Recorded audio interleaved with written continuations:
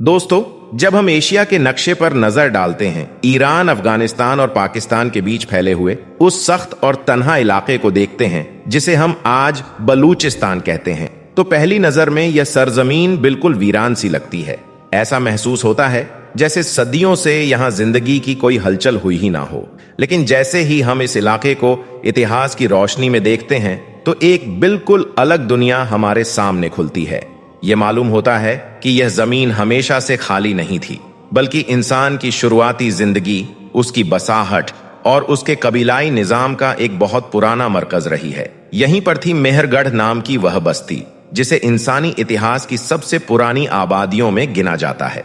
Scholars का कहना है कि तकरीबन 7000 साल कबल मसीह में इंसान यहाँ बस चुका था। यह वह दौर था जब दुनिया के ज्यादातर हिस्सों में लोग अभी खाना बदोश जिंदगी गुजार रहे थे, लेकिन मेहरगढ़ के लोग खेती करना सीख चुके थे, जानवर पालते थे और मिट्टी से घर बनाते थे।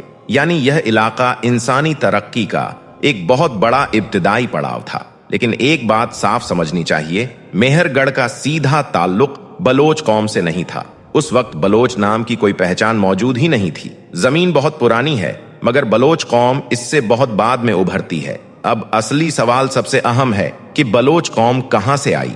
ज्यादातर इतिहासकार इस बात पर मुत्तफिक है कि बलोच नस्ल दरअसल ईरानी पठार से उठने वाले कबीलों से जुड़ी है, जो सदियों तक हिजरत करते हुए मकरान की और पंजगुर के इलाकों तक फैलते गए। यह हिजरत किसी एक साल या एक दौर में नहीं हुई, बल्कि सदी दर सदी आगे बढ़ती रही। तकरीबन 8वीं से 12वीं सदी के बीच बलोच एक अलग कौमी पहचान के रूप में नजर आने लगते हैं। बलोचों की जबान बलोची ईरानी भाषा परिवार का हिस्सा है। यही बात यह साबित करती है कि नस्ली और जुबानी रिश्ता अरब दुनिया से नहीं, बल्कि ईरान से जुड़ा हुआ है। अब लोक कहानियों में आपको कई दावे मिलेंगे, जैसे कि बलोच हजरत हमजा रजी अल्लाह ताला अन्हु की औलाद हैं, या फिर करबला के वक्त उन्होंने इमाम हुसैन रजी अल्लाह ताला अन्हु के साथ जंग लड़ी। लेकिन इन दावों की कोई दस्तावेजी तस्दीक मौजूद नहीं है। यह बातें ज्यादातर कौमी गर्व और रिवायती दास्तानों से ताल्लुक रखती हैं, न कि साबित शुदा इतिहास से। असल पहचान बलोचों की 3 चीजों से बनी: उनकी जुबान, उनका कबीलाई ढांचा और उनका इलाकाई सफर।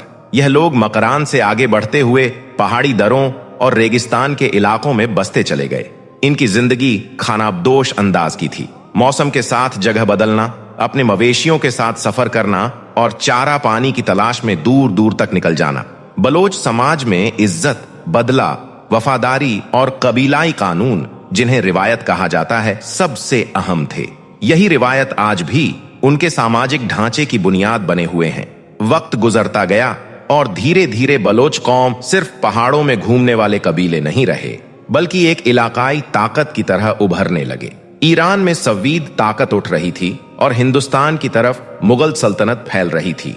ऐसे माहौल में बलूचिस्तान एक ऐसा सरहदी इलाका बन चुका था जिसे दोनों सल्तनतें नजरअंदाज नहीं कर सकती थीं। मुगल बादशाह बाबर ने अपनी किताब तज्जुके बाबरी में बलोचों का जिक्र किया है। वह लिखता है कि बलोच मजबूत इलाके के माहिर और लड़ाई में काबिल होते हैं। उसने उन्हें कोई शाही जंगी जमात नहीं कहा, लेकिन उनकी जंगजू काबिलियत को जरूर माना। यह जिक्र दिखाता है कि बलोचों की पहचान सिर्फ कबीलाई नहीं थी, बल्कि उनकी मौजूदगी इलाकाई सियासत में भी महसूस की जाती थी। फिर हुमायूं का दौर आता है, जब शेर शाह सूरी ने उसे दिल्ली से निकाला और वो ईरान की तरफ रवाना हो रहा था। तो रास्ते में कई बलोच कबीलों ने उसे पनाह दी, खाना दिया और मदद की। यह कोई अफसाना नहीं, बल्कि एक दस्तावेजी हकीकत है। बाद में जब हुमायूं ने दोबारा हिंदुस्तान पर कदम रखा, तो उसकी फौज में बलोच जंगजू भी शामिल थे। इससे यह साबित होता है कि बलोच सिर्फ अपने इलाके तक सीमित नहीं थे, बल्कि मुगल सियासत और सरहदी लड़ाइयों में भी उनका असर था। इसके बाद हम उस दौर में दाखिल होते हैं जहां बलोच कौम की इलाकाई पहचान और मजबूत होती है। 13वीं से 15वीं सदी के बीच, जब मकरान से कालात तक बलोच कबीले मजबूत हो चुके थे और एक नए सियासी ढांचे की बुनियाद पड़ रही थी। और यहीं से शुरू होती है खानते कलात की कहानी। दोस्तों, अब हम उस दौर में दाखिल हो रहे हैं जहां बलोच कौम महज खानाबदोश कबीलों का झुंड नहीं रही, बल्कि एक इलाकाई और सियासी पहचान के तौर पर उभरना शुरू करती है। 13वीं से 15वीं सदी के दरमियान मकरान, कीच, पंजगुर और कालात की पहाड़ियां एक नए बनने वाले निजाम की बुनियाद रख रही थीं। अलग अलग कबीलों के तकरार, उनकी लड़ाइयां और उनकी रिवायतें धीरे धीरे बलोच पहचान को एक मजबूत शक्ल दे रही थीं। इसी दौर में रिंद, लशारी, अहमद जई, मरबुगती और दूसरे कई बड़े कबीले सामने आते हैं। इनमें से अहमद जई कबीले का असर सबसे ज्यादा बढ़ता है और यही वह मुकाम है जहां से खानत कलात की नींव पड़ती है। अहमद जई सरदारों की सबसे बड़ी खूबी यह थी कि उन्होंने पहले कबीलों के अंदरूनी झगड़ों को काबू किया, फिर दूसरे कबीलों के साथ एतबार और रिश्ते कायम किए और धीरे धीरे एक ऐसा इलाकाई ढांचा बनाया जिसने बलोच कौम को पहली बार एक पहचान दी। यह सियासत शुरुआत में बहुत मजबूत नहीं थी, लेकिन इसकी अहमियत दो बातों से बढ़ती चली गई। पहली यह कि बलोच कौम को पहली बार एक औपचारिक सियासी पहचान मिली और दूसरी यह कि कलात एक ऐसा इलाका बन गया जिसे मुगल और सफवीद सल्तनत दोनों एक स्थिर सरहद की तरह देखते थे। यानी यह इलाका दोनों बड़ी ताकतों के बीच एक अहम बफर बन चुका था। इसी वजह से जब औरंगजेब आलमगीर की नजर इन इलाकों पर पड़ी तो उसने खान कलात को किसी फरमान या दस्तावेज से नहीं बल्कि एक इलाकाई हकीकत के तौर पर मान लिया। उसे पता था कि पश्चिमी सरहद को महफूज रखने के लिए बलोच कबीलों का साथ और उनकी लॉयल्टी बहुत अहम है। यह कोई यूनाइटेड एम्पायर नहीं था, लेकिन इतना मजबूत जरूर था कि मुगलों को यह समझ में आ गया कि बलोच इलाका एक नेचुरल सुरक्षा ढाल का काम कर सकता है। इस तस्लीम ने बलोच पहचान को और मजबूती दे दी और खाने कलात की सियासी हैसियत को नई ऊंचाई मिली। वक्त गुजरता गया और 18वीं सदी तक ईरान में काजर सल्तनत का उभार और हिंदुस्तान में अंग्रेजों की बढ़ती पकड़ ने पूरे इलाके को एक नई भूसियासी लड़ाई में बदल दिया। यह वो दौर था जिसे दुनिया आज ग्रेट गेम के नाम से जानती है। रूस दक्षिण एशिया की तरफ बढ़ना चाहता था और ब्रिटिश उसे रोकने के लिए हर सरहद पर अपनी मौजूदगी मजबूत कर रहा था। बलूचिस्तान का नक्शा ऐसी जगह पर था कि अगर रूस नीचे उतरता तो सबसे आसान रास्ता यही इलाका होता और इसी वजह से अंग्रेजों की नजर बलूचिस्तान पर टिक गई। लेकिन वह बहुत जल्दी समझ गए कि इस सरजमी को फौजी ताकत से काबू करना नामुमकिन है, क्योंकि बलोच कबीले पहाड़ों, दर्रों और रेगिस्तानों के ऐसे माहिर थे कि किसी भी बाहरी फौज के लिए लगातार लड़ाई में टिके रहना बेहद मुश्किल था। यही वजह थी कि अंग्रेजों ने फौजी कब्जे के बजाय एक नया तरीका अपनाया। ट्रीटी सिस्टम और 1876 का मशहूर मस्तंग एग्रीमेंट इसी नीति की पैदाइश था। इस समझौते के तहत ब्रिटिश और खाने कलात के बीच एक औपचारिक रिश्ता कायम हुआ, जिसमें ब्रिटिश को सरहदी रस्तों और सामरिक फायदों तक पहुंच मिली, जबकि कलात को अपनी आंतरिक आजादी बरकरार रखने का हक दिया गया। यानी बलूचिस्तान न पूरी तरह अंग्रेजी राज का हिस्सा बना और न पूरी तरह आजाद, बल्कि एक ऐसा ट्रीटी स्टेट बनकर खड़ा हुआ जो आगे चलकर सियासत की सबसे बड़ी उलझनों की बुनियाद बना। और अब कहानी पहुंचती है 1947 के उस नाजुक मुकाम पर जहां पूरे उपमहाद्वीप की सरहद बदल रही थी। दोस्तों, अब ये कहानी अपने सबसे अहम मोड़ पर पहुंच चुकी है। 1947 के बाद जब ब्रिटिश साम्राज्य अपना बोरिया बिस्तर समेटकर हिंदुस्तान से जा रहा था और नए मुल्क की सरहद बन रही थी, तब हर रियासत अपने मुस्तकबिल पर फैसला कर रही थी। इन्हीं में से एक थी खाने कलात, जो बलोच पहचान की बुनियाद मानी जाती थी। ब्रिटिश और कलात के बीच तकरीबन 100 साल तक जो समझौते चले, उनका उसूल साफ था कि ब्रिटिश कलात की अंदरूनी आजादी में दखल नहीं देंगे। और यही वजह थी कि जब इंग्लिश राज खत्म हुआ 1947 की गर्मियों में कलात की दोनों असेंबलियां दरबार आम और दरबार खास बुलाई गई। इनमें बहुमत ने यही फैसला दिया कि कलात पाकिस्तान का हिस्सा नहीं बनेगा, बल्कि एक आजाद रियासत की तरह कायम रहेगा। यह फैसला लिखित तौर पर भी मौजूद है, मगर पाकिस्तान के लिए बलूचिस्तान कोई आम इलाका नहीं था, बल्कि यह उसकी रणनीतिक जान थी। अफगानिस्तान की सरहद, अरब सागर की बंदरगाहें और पश्चिमी सरहद की सुरक्षा सब बलूचिस्तान पर टिकी थी। अगर बलूचिस्तान अलग होता तो पाकिस्तान की भौगोलिक शक्ल कमजोर हो जाती। यही वजह थी कि कराची और कोटा के दरमियान बातचीत चलती रही, लेकिन कोई मुकम्मल समझौता नहीं हुआ। और फिर आया मार्च 1948, जब पाकिस्तानी फौजें कलात की सरहदों के करीब पहुंची। जंग नहीं हुई, लेकिन दबाव इतना बढ़ गया कि मीर अहमद यार खान को इंस्ट्रूमेंट ऑफ एक्सेशन पर दस्तखत करने पड़े। इस दस्तावेज के जरिए कलात को पाकिस्तान का हिस्सा घोषित कर दिया गया। पाकिस्तान इसे कानूनी विलय कहता है, जबकि बलोच इतिहासकार इसे दबाव और मजबूरी का नतीजा मानते हैं। सच शायद इन दोनों के बीच कहीं मौजूद है।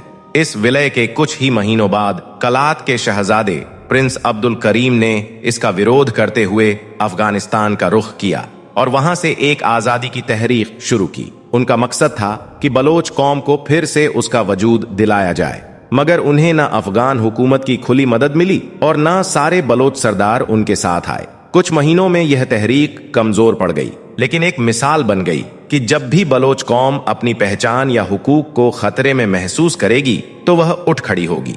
वक्त के साथ हालात फिर बदले और 1958 में नवाब नूरोज खान की क़यादत में एक नई बगावत शुरू हुई। यह अचानक नहीं थी, बल्कि उस बेचैनी का नतीजा थी जो 1948 के बाद से अंदर ही अंदर पनप रही थी। पाकिस्तान ने इस बगावत को फौजी ताकत से कुचल दिया। कई सरदार गिरफ्तार हुए और बलोच समाज के अंदर गुस्सा और गहराई तक बैठ गया। 1962 और 73 में छोटे पैमाने पर झड़पें जारी रहीं, लेकिन असली विस्फोट 1973 से 1977 के बीच हुआ, जब जुल्फिकार अली भुट्टो की हुकूमत ने बलोचिस्तान की चुनी हुई सरकार को बर्खास्त कर दिया। पूरे इलाके में बगावत फैल गई। हजारों बलोच जंगजू पहाड़ों में चले गए। पाकिस्तान ने बड़े पैमाने पर फौजी कार्रवाई की। हेलीकॉप्टर, टैंक, भारी हथियार सब तैनात किए गए। दोनों तरफ जाने गई और बलूचिस्तान का बड़ा हिस्सा तबाह बर्बाद हो गया। यह बगावत सिर्फ एक सियासी झगड़ा नहीं थी, बल्कि बलोच कौम की उस गहरी बेचैनी का इजहार थी जो वो दशकों से महसूस कर रही थी। 1977 के बाद हालात कुछ ठंडे पड़े, लेकिन सवाल वही रहे, बलूचिस्तान अपने संसाधनों का फायदा खुद क्यों नहीं उठा पा रहा? सियासी नुमाइंदगी कम क्यों है और तरक्की हमेशा दूसरों के हिस्से में क्यों जाती है? बलूचिस्तान गैस, तांबा, सोना, कोयला, यूरेनियम और मार्बल जैसी नेमतों से भरपूर है, मगर इसके बावजूद पाकिस्तान का सबसे पिछड़ा और गरीब इलाका माना जाता है। बलोचों का दावा है कि इनके जरिए से फायदा मुल्क को मिलता है, लेकिन यहाँ की जमीन और लोगों को उसका हक नहीं। पाकिस्तान का कहना है कि मसला सिर्फ संसाधनों का नहीं, बल्कि कबीलाई ढांचे, बाहरी दखल अंदाजी और सिक्योरिटी चुनौतियों का भी है। इसी खींचतान में एक और दर्दनाक मसला उभरता है, मिसिंग पर्सन्स का।